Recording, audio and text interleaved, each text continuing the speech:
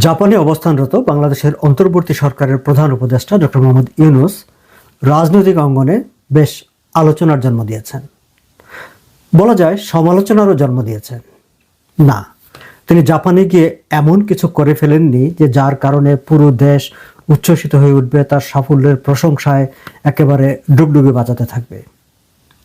কিন্তু তিনি দেশের ভেতরে থাকা অবস্থায় যেসব রাজনীতি নিয়ে যে খুব একটা কথাবার্তা বলেন না, রাজনীতিকদের সঙ্গে তেমন একটা কথাবার্তা বলতে চান না, চেষ্টা করেও বিএনপির মতো বড় রাজনৈতিক দলও তার সাক্ষাৎ পান না, সেই ডক্টর ইউনূস জাপানে বসে বেশ কতগুলো রাজনৈতিক মন্তব্য করেছেন, বলাই বাহুল্য আপত্তিকর মন্তব্য করেছেন।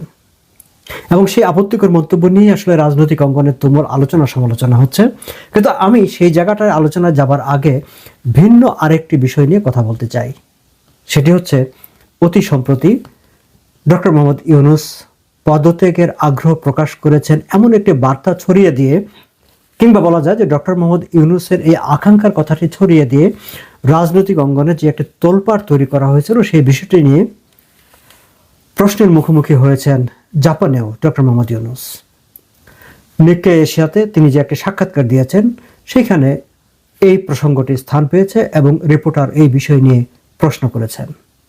সেই প্রশ্নতে যাওয়ার আগে দর্শক বলে রাখি, ডক্টর মোহাম্মদ ইউনূস জাপান সফরে গিয়েছেন, সেটিও কিন্তু গিয়েছেন এই যে জাপানের অন্যতম শীর্ষস্থানীয় বা প্রভাবশালী ফাইন্যান্সিয়াল নিউজ পেপার নিক্কেই এশিয়ার যে প্যারেন্ট অর্গানাইজেশন নিক্কেই ইনকর্পোরেশন, তারা ফিউচার এশিয়া নামে যে একটি সম্মেলনের আয়োজন করেছে, সেই সম্মেলনে যোগ দিতে ডক্টর ইউনূস এখন জাপানে রয়েছেন তাদের আমন্ত্রণে।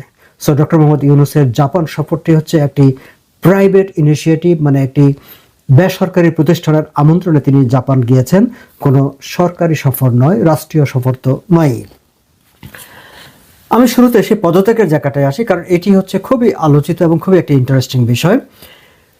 নিক্কে এশিয়া তাকে প্রশ্ন করেছেন, তারা বিষয়টি শুরু করেছেন এভাবে, যদি দলগুলো সংস্কার ও নির্বাচনের সময়সীমা প্রশ্নে একমত না হয় তবে তিনি পদত্যাগ করতে পারেন। এমন মনোভাব তিনি আসলেই প্রকাশ করেছেন কিনা, এই প্রশ্নটি করেছিল নিক্কে এশিয়ার সাংবাদিক। কিন্তু ডক্টর ইউনূস এই প্রশ্নের কোনো উত্তর দেননি। তিনি বলেছেন, আমি বাংলাদেশেও এই প্রশ্নের উত্তর দেইনি, যেহেতু আমি বাংলাদেশে এটি বলিনি, যদি আমি জাপানে বলি তাহলে আমার জন্য অনেক সমস্যা তৈরি হবে। দর্শক খেয়াল করবেন, আমি বাংলাদেশেও এই প্রশ্নের উত্তর দেইনি, আর যেটি বাংলাদেশে বলিনি সেটা যদি জাপানে বলি তাহলে আমার জন্য অনেক সমস্যা তৈরি হবে। কি ইঙ্গিত দিতে চেয়েছেন ডক্টর ইউনূস, কি বোঝাতে চেয়েছেন তিনি এই বক্তব্যের মাধ্যমে, এই প্রশ্নটুকু আপনাদের কাছে রাখলাম, আপনারা নিশ্চয়ই আপনাদের মতামত দিবেন। কিন্তু আমরা যদি এই তো মাত্র কয়েকদিন আগের কথা, তাই না, যে পদত্যাগ নিয়ে যে মানে একটি নাটকের অবতার, নাটকই বললাম, সবাই এটিকে ঠিক নাটক হিসেবে দেখছেন, নাটকের অবতারণা হয়েছিল, সেই দৃশ্যপটগুলো তো আমরা এত তাড়াতাড়ি ভুলে যাইনি। ডক্টর ইউনূসের যে রাজনৈতিক দল এনসিপি, তিনি যাদেরকে তার নিয়োগকর্তা বলে থাকেন, সেই এনসিপির যিনি নেতা নাহিদ ইসলাম, তিনি ডক্টর ইউনূসের সঙ্গে সাক্ষাৎ করে এসে মিডিয়াকে জানিয়েছিলেন, এমনকি আন্তর্জাতিক মিডিয়া বিবিসিকেও সাক্ষাৎকার দিয়ে তিনি বলেছেন যে ডক্টর ইউনূস তাকে বলেছে তিনি পদত্যাগ করতে চান, তিনি পদত্যাগের কথা ভাবছেন, এবং কেন পদত্যাগের কথা ভাবছেন সেটিও তিনি নাহিদ ইসলাম সাংবাদিকদেরকে জানিয়েছিলেন। আবার আমরা তার পরবর্তীতে ঢাকার পত্রপত্রিকায় দেখেছি যে উপদেষ্টা পরিষদের বৈঠকেও এই নিয়ে আলোচনা হয়েছে বলে ঢাকার বিভিন্ন পত্রপত্রিকা উপদেষ্টাদের বরাত দিয়ে সেটি প্রকাশ করেছেন। এখন ডক্টর ইউনূস তিনি এই বিষয়টি নিয়ে একেবারে হা না কোনো কিছু বলতে চাইছেন না। তিনি বলছেন যে আমি বাংলাদেশে এই প্রশ্নের উত্তর দেইনি, বাংলাদেশে কেউ তাকে প্রশ্নটি করেছে কিনা আমি জানি না, এমন কোনো খবর কোথাও দেখিনি।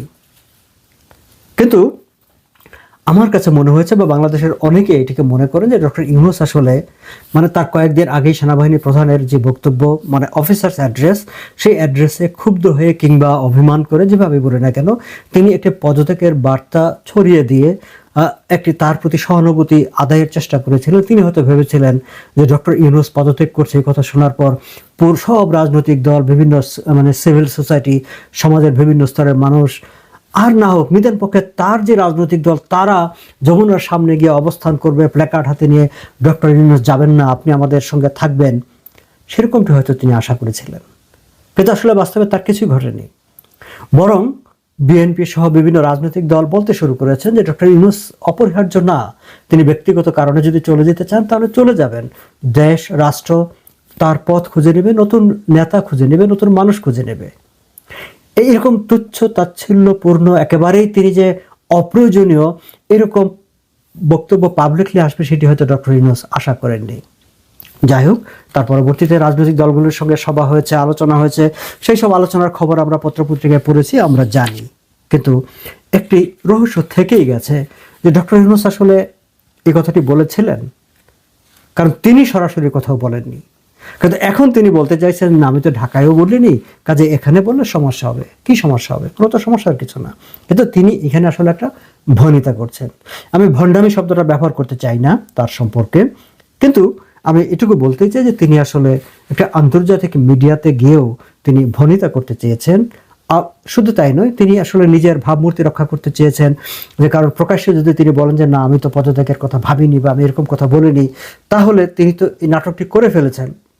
তাহলে একরকম তিনি মিথ্যাবাদী হিসাবে প্রমাণিত হয়ে যান অনেকের কাছে।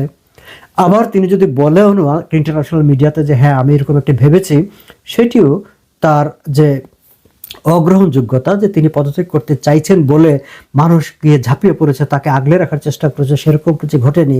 ফলে তার এই অগ্রহণযোগ্যতাটি সেটিও প্রকাশ পেয়ে যায়। ফলে তিনি এক ধরনের একটা ভাওতাবাজিমূলক একটা উত্তর দিয়ে সেখানে বলিনি এখানেও বলবো না, এরকম একটি অবস্থান তিনি নিয়েছেন। এখন মুশকিল হয়েছে কি যে ডক্টর ইউনূস কিংবা তার পরিষদ, তার টিম আগাগোড়া দেশের মানুষের সঙ্গে, জনগণের সঙ্গে, রাজনৈতিক দলগুলোর সঙ্গে এক ধরনের ভাওতাবাজির খেলা খেলতে শুরু করেছেন, মিথ্যাচার করতে শুরু করেছেন। আমরা যদি ডক্টর ইউনূসের বক্তব্যের দিকে তাকাই, খেয়াল করবেন যে তারেক রহমান যখন ঢাকার সমাবেশে বললেন যে ডিসেম্বরেই নির্বাচন হতেই হবে এবং ডিসেম্বরে নির্বাচন হবে, তার জবাব দিতে গিয়ে তিনি বললেন, সেখানেই নিক্কে এশিয়ার কনফারেন্সে প্রশ্নোত্তর পর্বে তাকে যখন এই বিষয়গুলো নিয়ে কেউ তাকে বিএনপির প্রশ্ন বা তারেক রহমানের কোটেশন করে তাকে প্রশ্ন করেনি, বাংলাদেশের মানুষ নির্বাচন চাইছে, ডিসেম্বরে নির্বাচন চাইছে অনেকে, এরকম একটি প্রশ্ন করা হয়েছিল। তার জবাবে তিনি বলেছেন যে একটি দল নির্বাচন চায়, সব দল নয়। এটি যে একটি মিথ্যাচার, একটি মিথ্যা কথা, সেটি গত তার এই বক্তব্য প্রকাশিত হওয়ার পর থেকে সোশ্যাল মিডিয়ায় শত শত হাজার হাজার মানুষ প্রমাণ দিয়ে সেখানে দেখিয়ে দিয়েছেন যে না, ডক্টর ইউনূস আসলে মিথ্যা কথা বলছেন। কারণ ঢাকার পত্রিকায় এর আগে রিপোর্ট বেরিয়েছে যে 52 বা 50 ঊর্ধ্ব রাজনৈতিক দল তারা ডিসেম্বরে নির্বাচন চায়, এবং বিএনপির বাইরে আরও অনেক রাজনৈতিক দলগুলো আছে যারা নির্বাচন চায়। আমি আমার গতকালকের ভিডিওতে বলেছি দেশের ইকোনমিস্টরা, ব্যবসায়ী সমাজ, বিভিন্ন সংগঠন সংস্থা সবাই এখন চাইছে দেশের অর্থনীতির স্বার্থে যত দ্রুত সম্ভব, সেটা ডিসেম্বর কেন, ডিসেম্বরের আগেও যদি সম্ভব হয় নির্বাচনটি হয়ে যাওয়া উচিত। কারণ ডক্টর ইউনূসের সরকার আসলে পারফর্ম করতে পারছে না। ডক্টর ইউনূসের সরকার দেশকে একেবারে খাদের কিনারে নিয়ে দাঁড় করিয়ে দিয়েছে। যে কোনো মুহূর্তে দেশটি কলাপস করবে, যে কোনো মুহূর্তে রাষ্ট্র বা একটা ব্যর্থ রাষ্ট্র হিসাবে ব্যর্থ রাষ্ট্রে পরিগণিত হবে। ফলে ডক্টর ইউনূসের হাত ধরে এই যে রাষ্ট্র নষ্ট হয়ে যাওয়ার উপক্রম হয়েছে, ধ্বংস হয়ে যাওয়ার উপক্রম হয়েছে, সেটি থেকে দেশকে বাঁচানোর জন্যই আসলে নির্বাচন প্রয়োজন। কিন্তু ডক্টর ইউনূসের মাথায় যেহেতু ক্ষমতা, তার পরিষদ বর্গের মাথায় যেহেতু ক্ষমতা, দীর্ঘ সময় ক্ষমতায় বসে থাকা, সেই কারণে তিনি মনে করছেন তিনি একটি মিথ্যাচার দিয়ে বিদেশি গণমাধ্যমকে বা বিদেশি অডিয়েন্সকে বোঝানোর চেষ্টা করেছেন যে না, তিনি আসলে নাম্বার গেম, নাম্বারের খেলা খেলতে চেয়েছেন, যে একটি দল মাত্র নির্বাচন চায়। কিন্তু যদি একটি দল নির্বাচন চায়, বিএনপির পজিশন আর এনসিপি সহ ডক্টর ইউনূসের যে রাজনৈতিক দল এনসিপি সহ বাকি সব রাজনৈতিক দলকে তো পাশাপাশি দাঁড় করানো যায় না, না মাঠের শক্তিতে, না ভোটের শক্তিতে, কোনো কিছুতেই। কিন্তু ডক্টর ইউনূস এই খেলাটি খেলতে চেয়েছেন যে একটি দল বলে, যে এই যে আবার এক ধরনের ভাওতাবাজি করা, সেটি করার চেষ্টা করেছেন, যেটিকে সোশ্যাল মিডিয়াতে নেটিজেনরা তার মিথ্যাচার হিসাবেই চিহ্নিত করেছেন। মুশকিল হচ্ছে যে ডক্টর ইউনূস যে কেবল মিথ্যাচার করেছেন তাই নয়, তার পরিষদের দিকে দেখেন, এই জাপান সফরে তিনি তার পুরো প্রেস টিম সঙ্গে নিয়ে গেছেন। ডক্টর ইউনূস গত 10 মাসে 9টি বা 10টি বিদেশ সফর করেছেন, সবকটি, কোনোটি রাষ্ট্রীয় সফর নয়, কোনোটি সরকারি সফর নয়। এনজিও সম্মেলন, ব্যবসায়ী সম্মেলন, যেসব জায়গায় তাকে বক্তৃতা করার জন্য আমন্ত্রণ জানানো হয়েছে এবং তিনি রাষ্ট্রের পয়সায়, ট্যাক্স পেয়ারের পয়সায় সেই সব সম্মেলনে বক্তৃতা করতে গেছেন এবং তার সঙ্গে তার প্রেস টিম, পুরো টিমটি গেছে। এখন এরকম একটা কাজ যদি শেখ হাসিনার সময় হতো বা আওয়ামী লীগের সময় হতো, যে তার পুরা টিম, প্রেস টিম সঙ্গে নিয়ে তিনি বিদেশ সফরে গেছেন, আমরাই তার সমালোচনা করে একদম ছিলে ফেলতাম। কিন্তু এখন আসলে আমরা তেমন কিছুই বলি না। অথচ প্রায় সবকটি সফরে তার পুরো টিমই সেখানে গেছে। এখন বিএসএস, বিটিভি, পিআইডি, সরকারি সংস্থা এবং প্রেস চিফ অ্যাডভাইজারের টোটাল প্রেস টিম, আর তার বাইরে তো অন্যান্য কর্মকর্তারা আছে, তার যে গ্রামীণ ইউনুস সেন্টার, সেখানকার কর্মকর্তারা তো আছেই। সব কিছু মিলে নিয়ে তিনি বিদেশ সফরে যাচ্ছেন। প্রেস সচিব তিনিও যে মিথ্যাচার করেছেন সেটিও সোশ্যাল মিডিয়াতে অনেকেই তুলে ধরেছেন, যে সেখানে একটি সেমিনারের খবর পরিবেশন করতে গিয়ে প্রেস সচিব ঢাকার পত্রিকাকে খাইয়ে দিয়েছেন যে আগামী 5 বছরে বাংলাদেশ থেকে 1 লাখ শ্রমিক নেবে জাপান, এরকম একটি খবর প্রেস সচিবের উদ্ধৃতি দিয়ে ঢাকার বিভিন্ন পত্রপত্রিকায় ছাপা হয়েছে।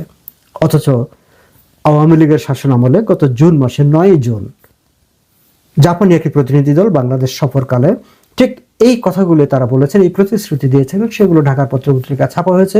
অনেকে সোশ্যাল মিডিয়ায় সেই সময়কার পত্রিকার লিঙ্কও পেস্ট করেছেন। আবার জাপানে যাবার আগে তার প্রেস সচিব অনেক অনেক মানে কি বলবো আর কি, যে বড় বড় গল্প শুনিয়েছেন জাতিকে এবং সেগুলো পত্রপত্রিকায় ছাপা হয়েছে। তার মধ্যে অন্যতম একটি আমাদের অগ্রজ সাংবাদিক মোজাম্মেল হোসেন, তিনি তার ফেসবুক পোস্টে উল্লেখ করেছেন যে মাতারবাড়ি মহেশখালীকে সিঙ্গাপুর বানাতে চান প্রধান উপদেষ্টা, জাপান সফরকালে এ বিষয়ে তিনি বিনিয়োগ পাওয়ার চেষ্টা করবেন, এরকম একটি বক্তব্য প্রেস সচিব মিডিয়াকে দিয়েছেন। মঞ্জু ভাই জানাচ্ছেন যে মাতারবাড়ি গভীর বন্দর ও মহেশখালী চকুরিয়া সহ ওই এলাকা এশিয়ান হাইওয়ের সাথে যুক্ত করা সহ বিশাল আকারের মাতারবাড়ি উন্নয়ন প্রকল্প 2020 থেকে জাইকার সহযোগিতায় শুরু হয়েছে। তার মানে একটি চলমান প্রকল্পকে প্রেস সচিব আমাদেরকে খাইয়ে দেওয়ার চেষ্টা করেছেন যে ডক্টর ইউনূস এবার জাপানে গিয়ে জাইকার কাছ থেকে এদের জন্য তহবিল নিয়ে আসবেন। এই যে মিথ্যাচারগুলো, এই যে ভুল তথ্যগুলো দেওয়া, কেন দেওয়া? কেন ডক্টর ইউনূসকে এই ধরনের মানে একটা ক্রেডিট হাংরি হতে হবে? কেন ভুল তথ্য দিয়ে অন্যের ক্রেডিট, হাসিনার ক্রেডিট হাইজ্যাক করে ডক্টর ইউনূসকে নিজেকে মানে তার মাহাত্ম্য দেখাতে হবে? কেন করতে হবে? কিন্তু তিনি এই বিষয়গুলো করছেন এবং এই বিষয়গুলো যে মানুষ বুঝতে পারছে না তা না, মানুষ সবাই এগুলো বুঝে যাচ্ছে। কিন্তু ডক্টর ইউনূস, তার প্রেস টিম এইভাবেই বলে যাচ্ছে এবং আমাদেরকে বোকা বানানোর চেষ্টা করছে। আমার মনে হয় যে ডক্টর ইউনূস নিজে এবং তার টিম দেশের সমস্ত মানুষকে মানে রীতিমতো বোকাই ভাবেন এবং বোকা ভাবেন বলেই তারা মনে করেন যে তারা যা কিছু বলছেন সেটাকেই এদেশের মানুষ একেবারে কি বলবো যে মানে পবিত্র বাক্য হিসাবে মেনে নিচ্ছে। কিন্তু মানুষ যে বাস্তবতা জানে, মানুষ যে বাস্তবতা খোঁজ করে, সেটি তারা বিবেচনা করতে চান না। শেষ করবার আগে আবার আমি সেই নির্বাচনের প্রশ্নে আসি। পদত্যাগের প্রশ্নে তো তিনি আমাদেরকে বোকা বানানোর চেষ্টা করেছেন, একটা ভনিতা সূচক একটি জবাব দিয়েছেন। কিন্তু নির্বাচনের প্রশ্নে তিনি যে কথাটি বলেছেন, ডাহা মিথ্যাচার করেছেন, সেটি আসলে তার ক্ষমতার প্রতি যে লোভ, ক্ষমতার প্রতি যে আকাঙ্ক্ষা, ক্ষমতায় টিকে ধরে রাখার যে ইচ্ছা, সেটি আসলে প্রকাশ পেয়ে গেছে। এখন বিএনপি কি করবে, দেশের মানুষ কি করবে? মানে এই শাসন, যে শাসন দেশে একেবারে মব অ্যাট্রোসিটি, মানে অপশাসন, আমি যদি বলি যে একটা অপশাসনে দেশ ধ্বংস হয়ে যাওয়ার একটা দ্বারপ্রান্তে এসে পৌঁছেছে, সেই অপশাসন দেশের মানুষ নীরবে মেনে নেবে নাকি নির্বাচনের জন্য সোচ্চার হবে, সেটি বাংলাদেশের মানুষেরই সিদ্ধান্ত নেবার ব্যাপার। কিন্তু আমি মনে করি যে যত দ্রুত সম্ভব নির্বাচন হবে তত দেশের জন্য মঙ্গল, দেশের অর্থনীতির জন্য মঙ্গল। দেশের অর্থনীতির জন্যই নির্বাচন দ্রুত হওয়াটা অপরিহার্য হয়ে পড়েছে।